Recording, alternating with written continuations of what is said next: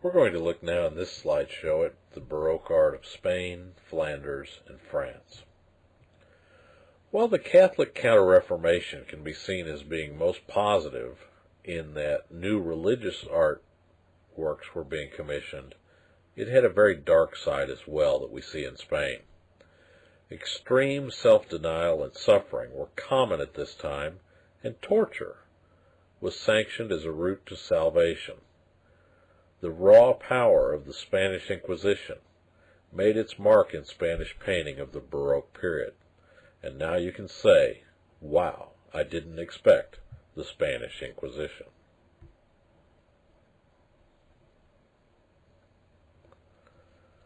Settling in Naples, Italy, and adopting Caravaggio as his master was the Spanish painter José de Rivera, called Giuseppe Rivera in some textbooks. Caravaggio's influence is immediately apparent in the use of chiaroscuro to heighten drama in his painting of St. Paul.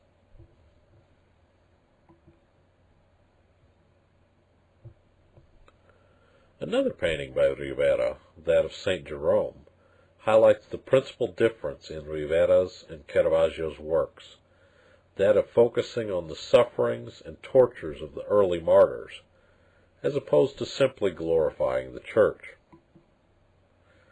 Like many Spanish artists of the time, Rivera made work which can be viewed as particularly ironic or foreboding when one considers the power and glory of Spain in the early 17th century, which had begun to wane, as we know now.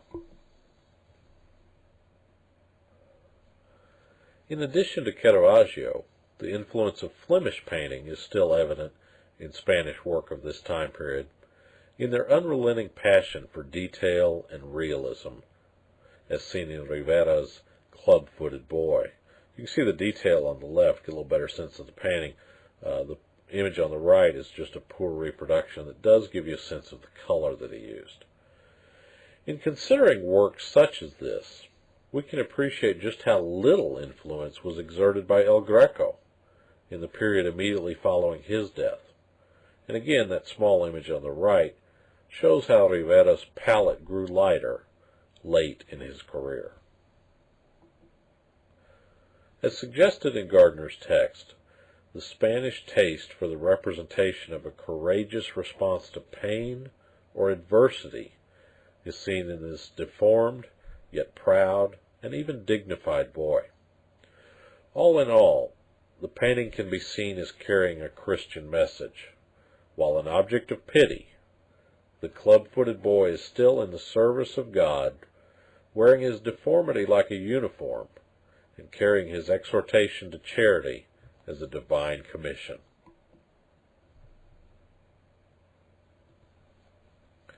Another Spaniard who fell under Caravaggio's influence was Francesco de Zuberon, and Zuberon concentrated on images of single saints in devotional attitudes.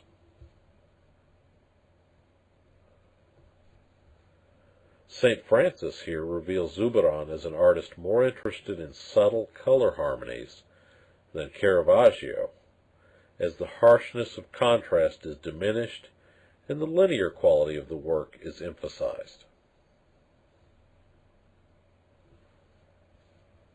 Zuberon's Saint Serapion is another work of exquisite color, particularly in the folds of the drapery of the now dead saint.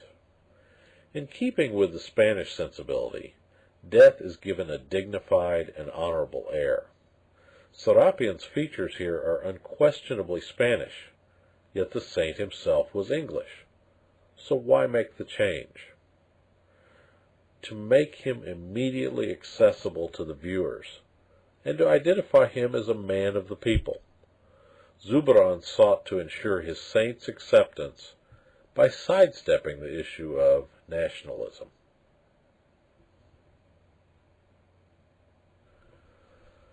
Now, like Caravaggio, Zuberon also occupied himself from time to time with still life painting. And again, I said earlier, this is a genre that we'll see become more and more common from this point forward, particularly with the Dutch. The greatest master of the Spanish Baroque by far was Diego Velázquez. Like a fellow Spaniard to come some 300 years down the line, named Picasso, Velázquez was an extraordinarily precocious painter, painting pictures while in his teens that demonstrated total technical virtuosity. At 18, Velázquez qualified as a master painter, and at 24, his work attracted the king's attention, and this resulted in his being appointed court painter, a position that he would hold for more than 30 years.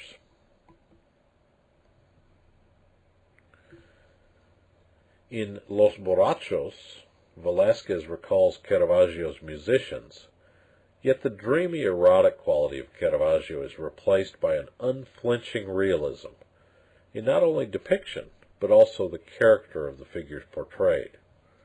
And if your Spanish isn't up to speed, Los Borrachos basically translates as the drunks. Now perhaps the dreaminess of Caravaggio's earlier image would have better suited this commission in terms of spirit. Yet the very contradiction of classical ideals intermixed with nature provides for strength and tension in this painting. Velázquez never forgot his teacher's advice: go to nature for everything. I think that's still very good advice for the artist today.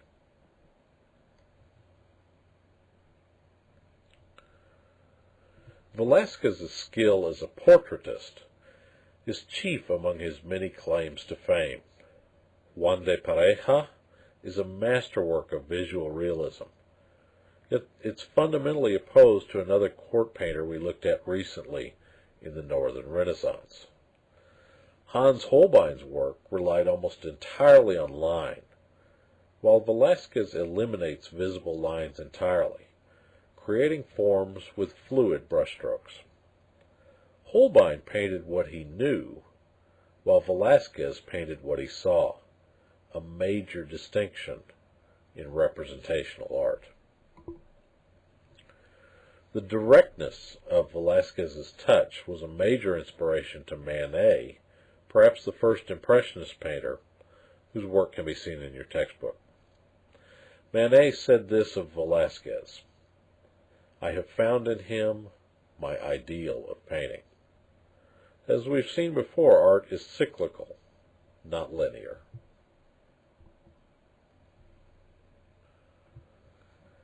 Velázquez's best-known work is Las Meninas, or The Maids of Honor. This painting 20 years ago was judged by a poll of artists and critics to be the world's greatest painting. Picasso paid it homage by doing a series of 44 variations on the painting. Velázquez far outdistances both Caravaggio and the idea of a group royal portrait with this work. Caravaggio's abrupt contrast is replaced with innumerable values that model the forms and create an incredible sense of deep space. Remarkable as well in this work is the fact that all of the images are equally convincing, whether direct portraits or indirect, those images seen in mirrors or in paintings within the painting. More than a group portrait, this is a visit to the studio of the master, who often worked years on a canvas. Painting would never be the same after Velázquez, who exercised considerable influence on artists of the future as diverse as George Seurat and Francis Bacon. Perhaps Velázquez really is more about truth than art.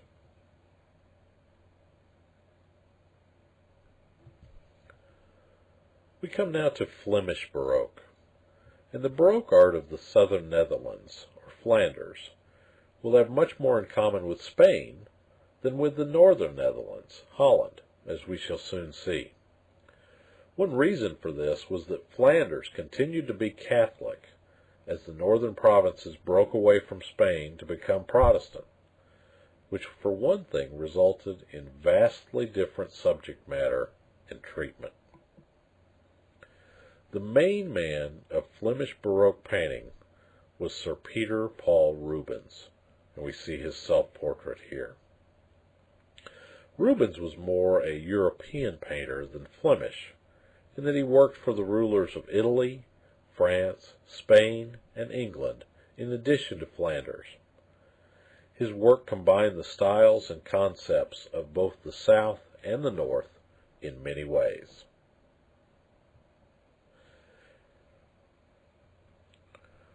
Rubens' art was not one of compromise, rather it was one of synthesis, which revealed his classical education. Rubens was the rare man who had it all. He spoke 6 languages fluently. A visitor to his studio recalled his painting a picture while listening to Ovid in the original Latin, carrying on a learned conversation, and dictating a letter, all at the same time.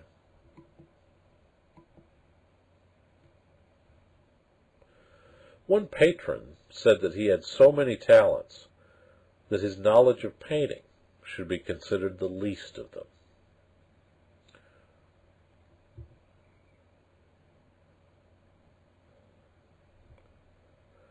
The very essence of the Baroque can be discerned in his paintings of the Crucifixion.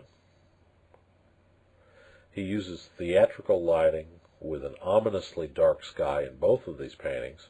You can't see a lot of detail in the image on the right, but I like the dynamic composition. The spotlight in these paintings is on Christ, to whom our attention is directed by the curvilinear rhythms that animate this tragic scene. Now, characteristic of the Baroque, Rubens' works elicit a powerful emotional response like mannerism, yet that emotion is firmly rooted in the realism of the North.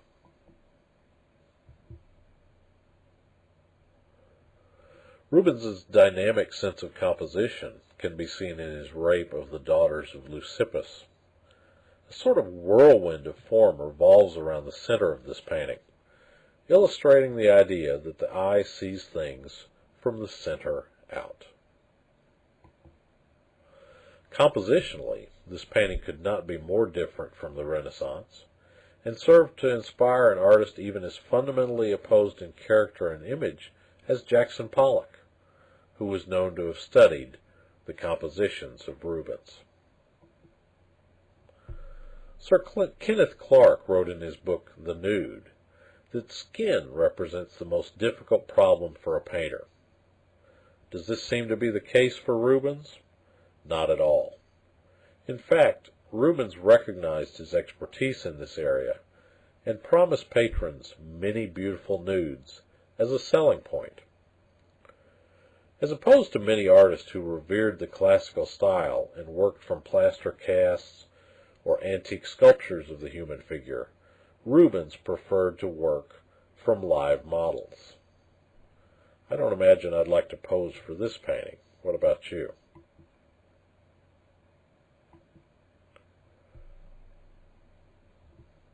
Now, Gardner's text suggests that Van Dyck probably worked on this painting, and this suggestion leads us to an examination of Rubens' working methods. Before we get back to Rubens, I want to quickly show you what Van Dyck's work looks like. This is his slide of Charles I hunting. Energy was the secret to the life and art of Rubens. Only Picasso perhaps compared to this man, whose output numbered more than 2,000 paintings.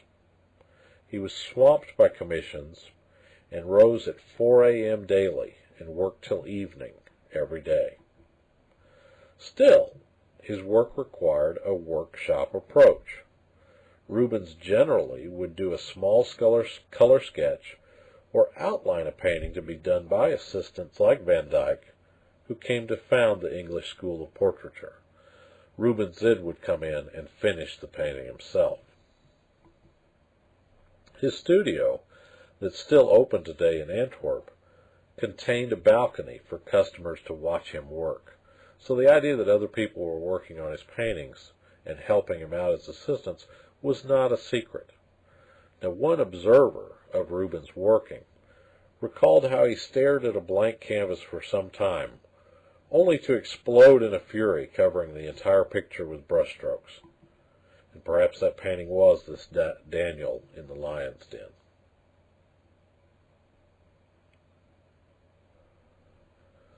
Rubens was once called a prince of painters and a painter of princes. Flair, brilliance, and color are hallmarks of his portraits, such as this one of Guido Lipsio and his students. While Rubens' work is not brooding, it is far more serious in tone than that of Van Dyck, his student not long content to be an assistant.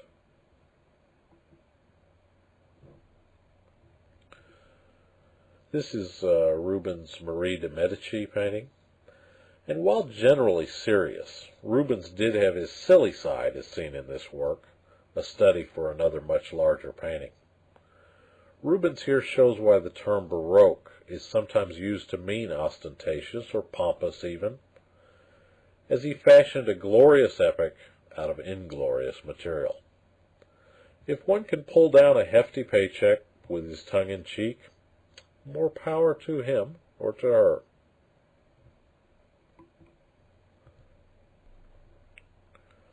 One legacy of Rubens today is his very name.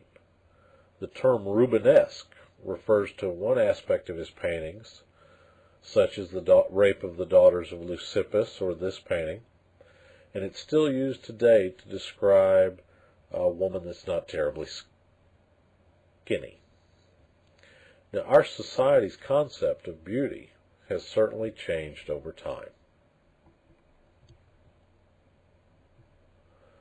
We're going to leap forward now and look at the Baroque in France before we go to Holland. And a number of different influences are evident in French art of this period. We see the influence of Caravaggio, Roman classicism, and Northern realism. Not all of these qualities show up in all of the painters that we'll look at. In the 17th century, France had become the most powerful of countries, and with this power came an interest in self-glorification, which in turn brought about the triumph of French painting. Here we see the work of Georges de la Tour. He was the first important French painter of the 17th century. His Saint Joseph the Carpenter shows his typical theme, that of a night scene illuminated by candlelight. While influenced by Caravaggio indirectly, de la Tour's works are highly stylized, almost formal abstractions in their large, flat, simple surfaces. It's little wonder that he was virtually unknown until his rediscovery in the 20th century. Mary Magdalene was a favorite theme of de la Tour later in his life. And we see here one of the striking paintings that he made of her. And he did a large series of paintings of Mary Magdalene that relate very closely to this image.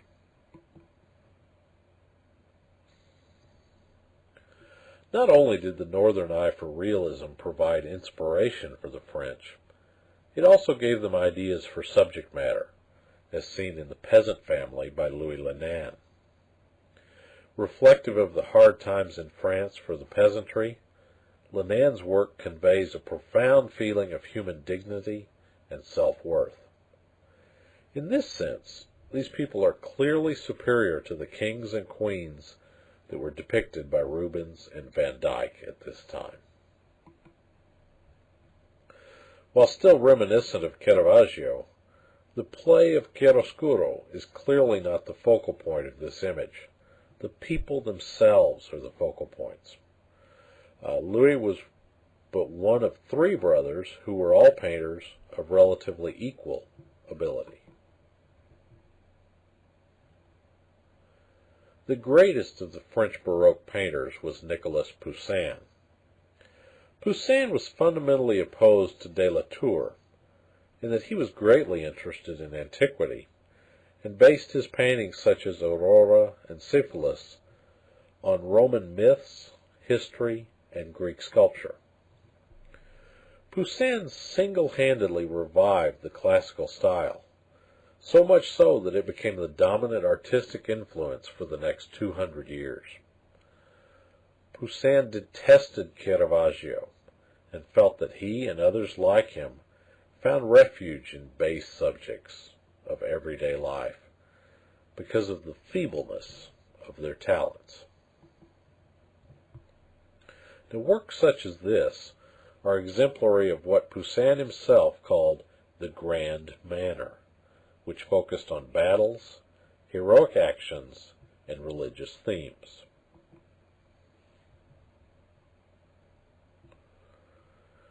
The rape of the Sabine women that we see here reveals Poussin to have been a master of composition. Some 225 years later, Cézanne said that he wanted to do Poussin again after nature.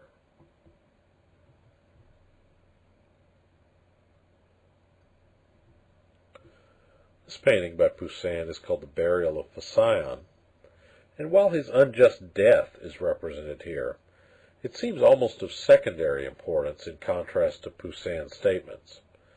The ideal landscape here is striking for its incredible sense of space. Poussin uses almost every trick in the book to create space: overlapping, juxtaposition of scale, atmospheric perspective, dramatic contrast, and he uses all of these things to make an incredibly deep field.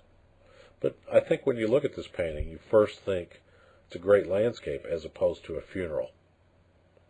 Now, with Poussin, French art became world art, and the art center of the world would remain in France for nearly 300 years to come. Now, Claude Gillet, called Claude Lorrain, is the other great French painter of the day, and many times you'll find him referred to just simply as Claude. And in fact, while appearances seem to indicate a great deal of common interest with Poussin, this was not exactly true. This painting is the embarkation of the Queen of Sheba, and Claude couldn't have cared less for the figures in his paintings. I've even read that he paid other artists to render the figures for him. Such was his disinterest. Their only function in this painting seems to be to set a sense of scale for the work.